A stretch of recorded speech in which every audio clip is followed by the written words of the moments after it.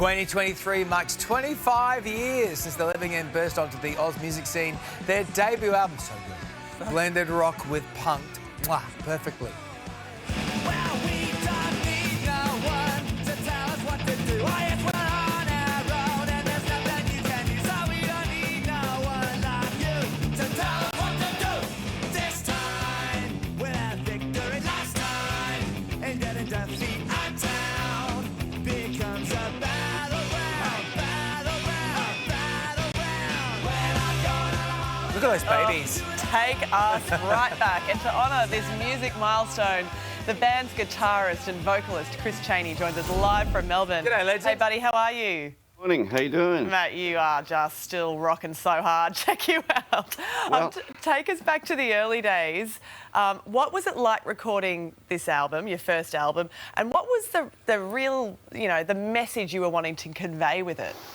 Well, it was an incredibly exciting time because we had been together for quite a few years before we went into the studio to make that record. And it was it was exciting enough to be in there making a debut record, a full-length record. But the thing was, halfway through, we had all these A&R guys from America flying in, wanting to sign the band. So the hype machine just kind of went into overdrive during the recording of it. So it was pretty exciting, but we just kind of knuckled down and kind of just got the songs down and just did the job that we were in there to sort of do. We tried to not let the hype kind of overshadow it. But you're right. I mean, I think the first time I picked up the album was in Tower Records in New York City. I did it it was just everywhere.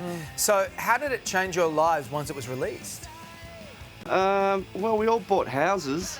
Awesome. Those are the days. And we bought suitcases because, we basically, when that record came out, it just exploded. So we just spent the next year and a half on the road. There just really wasn't any days off. So, it was like every dream that we had kind of came true when that record came out. It was bigger than we probably could ever have hoped.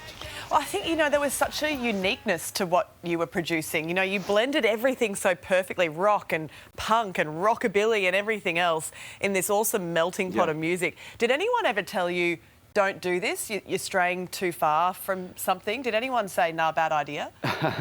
Yeah, they did, but not in those exact words. It took a long time to kind of get noticed. Even playing in high school, our friends would be looking at us with the double bass and the Gretsch guitar and the way we kind of looked and stuff. When everyone else was kind of looking like, Nirvana and Guns N' Roses and stuff, we kind of looked like these guys from another planet. But the thing was, we had this idea of what the band would look like, what the band would sound like. We wanted to mesh 50s rockabilly, 70s punk, Aussie pub rock together. And in our minds, it all kind of worked. It was just a matter of sort of proving it to everyone else. And it all kind of came to fruition on that first record. Yeah. I mean, we all have our favourite songs of yours, but like that first album as well, when you drill down at it, mine's always Prisoner of Society. Yeah. That was when my introduction to you. It's so thrilling. But what about you guys? Do you have a favourite track on the album? Well, it's like I was saying a minute ago, you kind of, when you start a band as a kid, you kind of have an idea of what you would like it to be. It doesn't necessarily mean you're going to achieve it. So we really wanted to mesh together all those styles and have it mean something. And so for me, West End Riot was kind of the song that really, it all came together because it had pop, it had punk, it had the rockabilly thing. And it was the first time I think I sort of sat back and went, oh, okay, I'm a songwriter now. Because the song has kind of a story and a journey and it had a lot of layers to it. Well, tell us and everyone watching at home who's desperate to know, how are you planning on celebrating the 25th anniversary?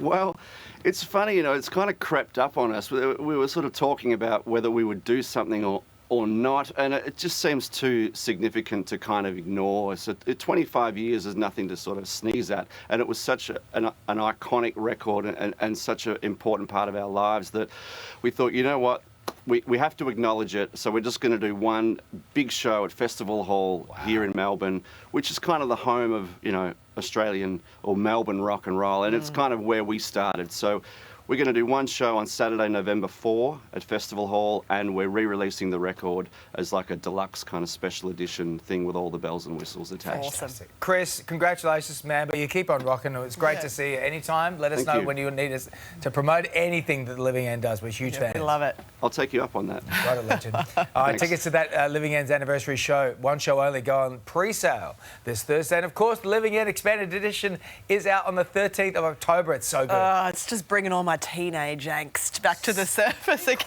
What a defining debut record. for a Defining. band. So Amazing. good.